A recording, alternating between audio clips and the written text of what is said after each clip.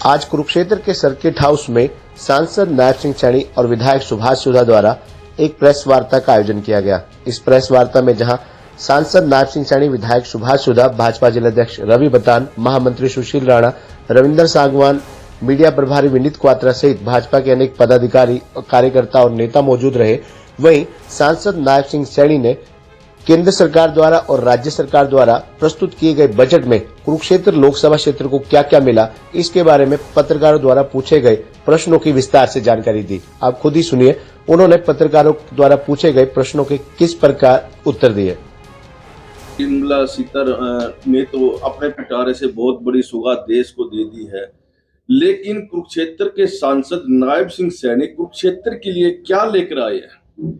देखिए, मैंने आपको कहा है कि हमारे कुरुक्षेत्र के अंदर जब भी अगर हम 2014 के बाद का कुरुक्षेत्र देखें, लगभग कुरुक्षेत्र के अंदर जितने भी रेलवे फाटक यहाँ थे सबके ऊपर अंडरपास बना है, ओवर ब्रिज बना है। मेरी लोकसभा के अंदर जो कुरुक्षेत्र से लेकर के जो कैथल को रेलवे लाइन जाती है उसके ऊपर लगभग 7 फाटक थे। उसके ऊपर रेलवे एलिवेटेड ट्रैक गति से बन रहा है। मेरी लोकसभा क्षेत्र के अंदर केंद्रीय विद्यालय मथाना के अंदर बना है, जहां पर बच्चे हैं, मेरे लोकसभा क्षेत्र के लोगों को, बच्चों को लाभ मिल रहा है। मेरी लोकसभा के अंदर उत्तर भारत का एक फैशन डिजाइनिंग केंद्र बना है। इसकी आवाज़ मैंने लोकसभा में अभी उठाई थी। मैंने कहा भी था कि वहां पर एडमिशन भी हो रहे हैं, परंतु उसके अंदर मेरे कुरुक्षेत्र लोकसभा के बच्चों का अलग से कोटा उसके अंदर रखा जाए, उस बात को भी। ये उमरी में बना है, फैशन डिजाइन एनआईडी है, नेशनल डिजाइन एनआईडी है, वो यहाँ पर बना है। और उसके लिए मैंने कहा था कि यहाँ पर बच्चों को, मेरे कुरुक्षेत्र लोकसभा के बच्चों को उसको कोटा दिया जाए। अभी आदरणीय मुख्यमंत्री जी ने बजट पेश किया है, इस बात को हमने उठाया था कि जिस तर्ज के ऊपर रेलवे एलिवेटेड ट्रैक कुरुक्षेत्र के अंदर बन रहा है, उसी पैटर्न के ऊपर रेलवे एलिवेटेड ट्रैक कैथल के अंदर भी बने, उसकी घोषणा आदरणीय मुख्यमंत्री जी ने कल इस बजट के अंदर की है।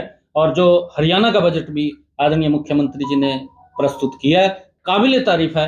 हर वर्ग को उसका लाभ मिलेगा, क्योंकि हम देखते हैं कि जो आयुष्मान कार्ड है, जो चिरायु कार्ड है, उसके माध्यम से लगभग हरियाणा प्रदेश की 125 करोड़, 2.5 करोड़ में से 125 करोड़ लोगों तक ये इसका लाभ मिल रहा है। क्योंकि जो केंद्र का बजट है, डबल इंजन की सरकार है, जो केंद्र का बजट है, प्रदेश का बजट है, इससे लोगों को एक बड़ा मैसेज, एक बड़ा उत्साह लोगों के अंदर है और जबरदस्त इसकी प्रशंसा चारों तरफ हो रही है। हम धन्यवाद करते हैं आदरणीय मुख्यमंत्री जी का, आदरणीय निर्मला सीतारमण जी का, कि एक ऐसा बजट, अमृत काल का बजट ये दिया जिससे देश एक विकास की गति में बड़ी तेजी से आगे बढ़ेगा। चाहे मेरे लोकसभा क्षेत्र के अंदर ग्रीनफील्ड एक्सप्रेसवे की बात है, इस्माइलाबाद से अगर आप लोग देखेंगे नारनौल तक, वो स्पेशल उसके अंदर गया। इसी 2014 के अंदर जो हमारा 4 लाइनिंग है, जो मेरी लोकसभा क्षेत्र से गुजरता है, हिसार से चल करके चंडीगढ़ को टच करता है। चाहे मेरी लोकसभा के अंदर अगर आप लोग देखेंगे कि जो पंचकुला से लेकर के हरिद्वार तक 4 लाइनिंग जा रहा है, चाहे मेरी लोकसभा के अंदर शामली से लेकर के अंबाला कैंट को टच करने वाला ग्रीनफील्ड एक्सप्रेसवे, उसका भी पैसा उसके अंदर चला गया, उसके ऊपर काम शुरू हो गया, वो भी मेरी लोकसभा क्षेत्र के अंदर उसका बड़ा भाग आ रहा है। और चाहे मेरी लोकसभा के अंदर ठोल से लेकर के साबा तक 4 लाइनिंग बनाने की बात है, उसका भी किसानों के पास जो जमीन एक्वायर थी उसका पैसा चला गया है, जल्दी उसके ऊपर काम लग जाएगा। चाहे मेरी लोकसभा के अंदर कटरा से लेकर के दिल्ली से लेकर के कटरा तक एक्सप्रेसवे बनाने की बात है, उसके अंदर भी मेरी लोकसभा का कैथल के अंदर एक बहुत बड़ा भाग उसको टच कर रहा है। और इन सब बातों को लेकर के जो आने वाले समय के अंदर हमने मांग रखी थी, और इस बजट के बाद रोड के इंफ्रास्ट्रक्चर के अंदर पटियाला से लेकर के Chica, Pehowa, Kurukshetra bypass, Ladwa bypass और यमुनानगर को टच करता हुआ सीधा 4 लाइनिंग रोड इसके अंदर जल्दी ही आ जाएगा, ताकि इस समस्या का भी समाधान हो जाएगा। एक एक समस्या का समाधान करने का काम वो हमारी सरकार कर रही है, लोगों के जीवन को सरल करने का काम हमारी सरकार कर रही है। इससे भी अगर अलग हम देखें, क्योंकि जो दिल्ली से लेकर के अमृतसर तक ये हमारा जो 4 लाइनिंग है, इसकी क्योंकि जो फाउंडेशन थी अटल जी के समय के अंदर ये शुरू हुआ था, परंतु उसके बाद कांग्रेस की सरकार आ गई थी और कांग्रेस की सरकार आने के बाद उसका जो इंफ्रास्ट्रक्चर था वो कमजोर था। और मैंने इसकी बात आदरणीय गडकरी जी से शेयर की।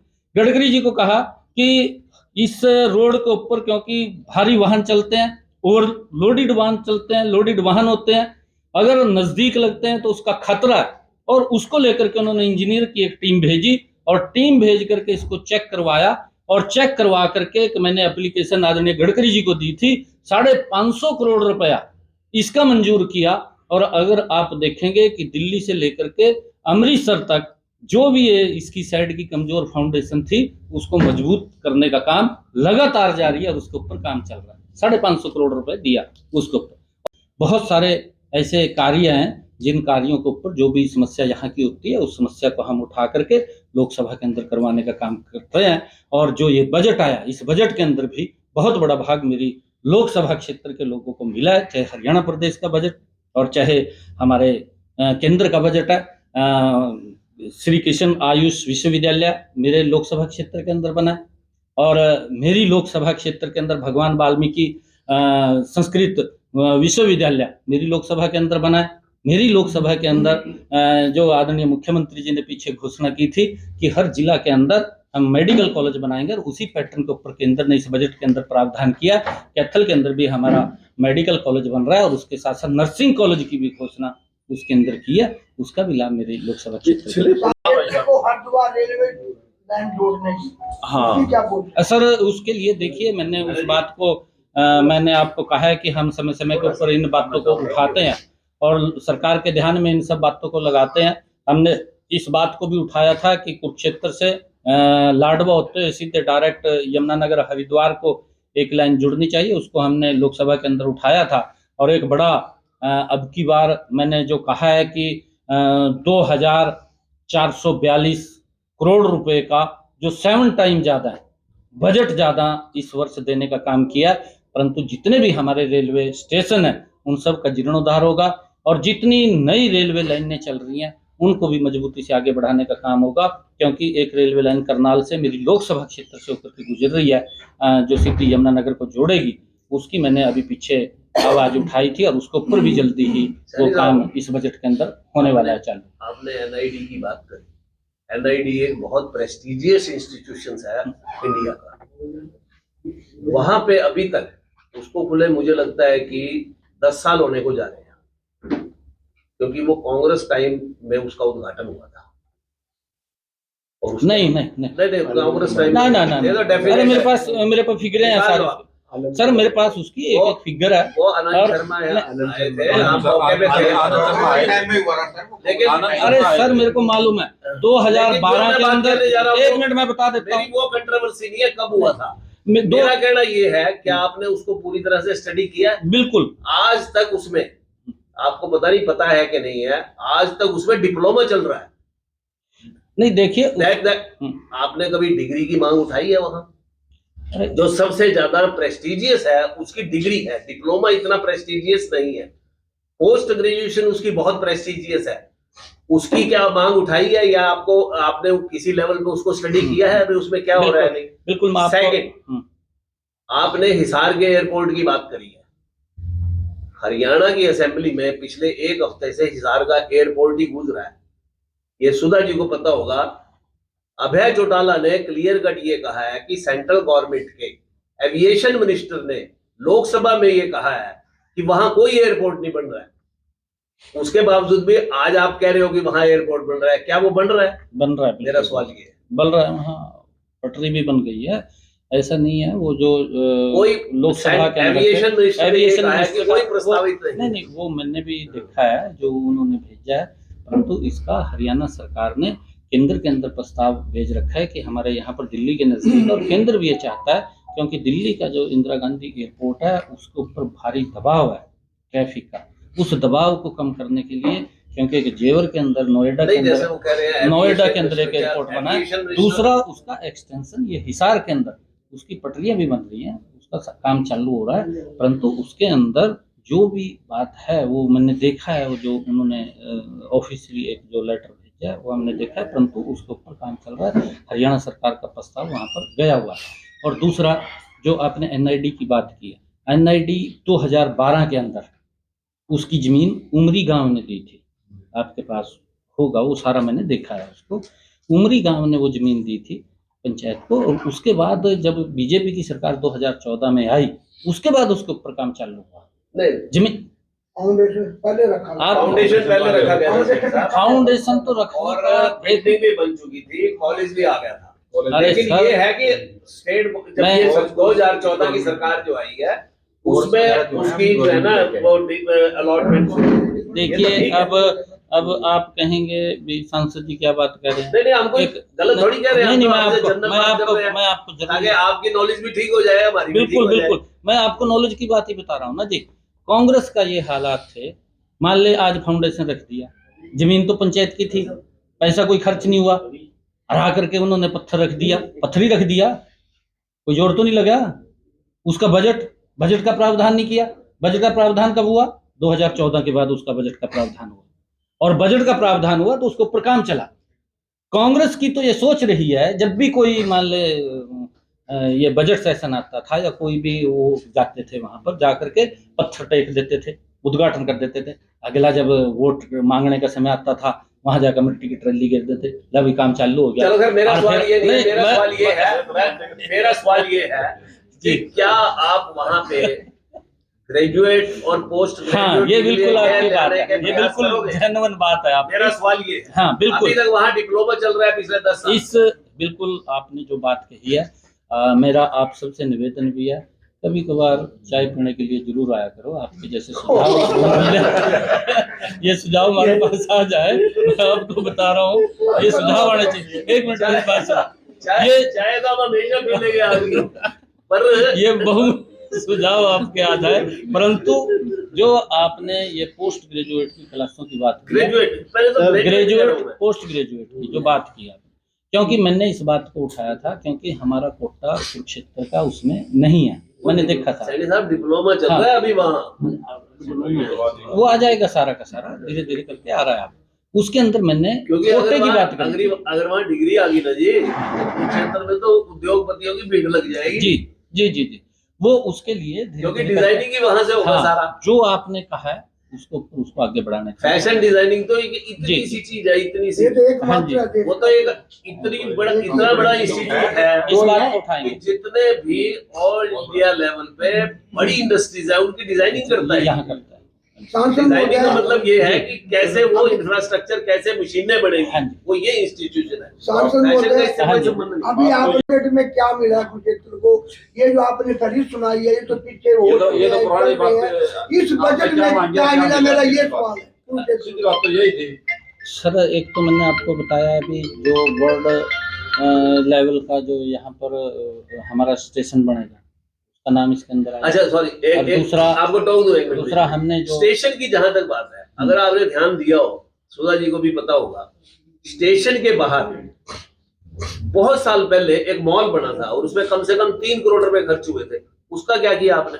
नहीं, उसको बात हो और रही वो है, as it is पड़ा है। नहीं एज इट इज नहीं है, वो लगभग फाइनल की दृष्टि में चला गया, कहाँ चला? चला गया। वो मेरी भी हमारी बैठक थी अभी रेलवे बंद अधिकारियों खड़ा है के वहां, साथ। तो बहुत बुरा हाल है। रेलवे अधिकारियों के साथ बैठक बैठक बैठक थी। हमारी हो रहा है बैठक उसको? रेलवे साथ बैठे हाँ, हमारी बैठक है। नहीं, नहीं, नहीं, आगे वाली फोर लाइन कब तक बंद होगी? ये भारतमाला क्या टू कर के रहे हैं? अंदर अभी आ जाएगा। 24 घंटे एक सवाल हो रहा है संसद साहब आपसे, और ये आप उस सवाल इतने कार्ड खड़े हैं वहाँ। उस सवाल को आगे जब भी सेशन होगा उसमें उठा भी सकते चलो अब हो। बताओ जी, आप किसान हो, और जब प्रधानमंत्री अटल बिहारी वाजपेयी हुआ करते थे तो उन्होंने किसान क्रेडिट कार्ड शुरू किया था। 3 लाख रुपए तक के पे 7.5% कुछ इतना ब्याज था। तो काफी लंबा अरसा बीत गया है, तो इस राशि को आगे क्यों नहीं बढ़ाया जा रहा? नहीं, अब 7.5% शायद उसका नहीं रहा, अब तो 4% सर, मैं उसकी ब्याज की नहीं बात कर रहा, जो 3 लाख रुपए था ना, उसको ज्यादा क्यों नहीं किया जा रहा? क्योंकि वो बात थी 2004 से पहले की। अब सो किसानों को जरूरत है, कम से कम इसको 10 लाख रुपए तक मिलना चाहिए। देखिए, बिल्कुल आपकी बात सही है, परंतु प्रधानमंत्री जी की जो सोच है कि हमारे पास किसान जो पैदावार करता है उसको रखने के लिए हमारे पास सामान नहीं है, उसके इंफ्रास्ट्रक्चर के लिए पिछले जो हमारा बजट था उसके अंदर बड़ा कृषि का बजट बढ़ा करके दिया। अब फिर उस बजट को बढ़ा करके दिया। और अगर आप लोग देखेंगे पिछले बजट के बाद अब तक मेरे ख्याल इतने गोडाउन बने हैं, चाहे कुछ पीपी मोड पे बने हैं, कुछ किसी और उसके अंदर बने हैं, लगभग इतने गोडाउन बने हैं कि जो किसान हमारा पैदावार करता है उसका अनाज तो सुरक्षित होना चाहिए, वो उसके अंदर रखा जाए, उसके लिए वो खड़ा किया है कि हमारा इंफ्रास्ट्रक्चर तो खड़ा हो ना कम से कम। धीरे धीरे करके उसकी तरफ बढ़ रहे हैं। प्रधानमंत्री किसान सम्मान निधि है, 6,000 रुपये किसान को दे रहे हैं। उनकी सोच है कि हमारा छोटा किसान मजबूत हो, वो सर्वाइव करे, उसके खर्चे कम हो, उसकी पैदावार बढ़े, ये सोच है सरकार की। और लगातार देश को आगे बढ़ाने का काम, मैं आपको ये निवेदन कर रहा हूँ कि अगर आप बारीक से बारीक चीज़ के ऊपर भी नज़र डालेंगे तो नरेंद्र मोदी जी के नेतृत्व में इन 9 वर्षों के अंदर वहाँ पर बड़ा बदलाव हमें आज नजर आ रहा है।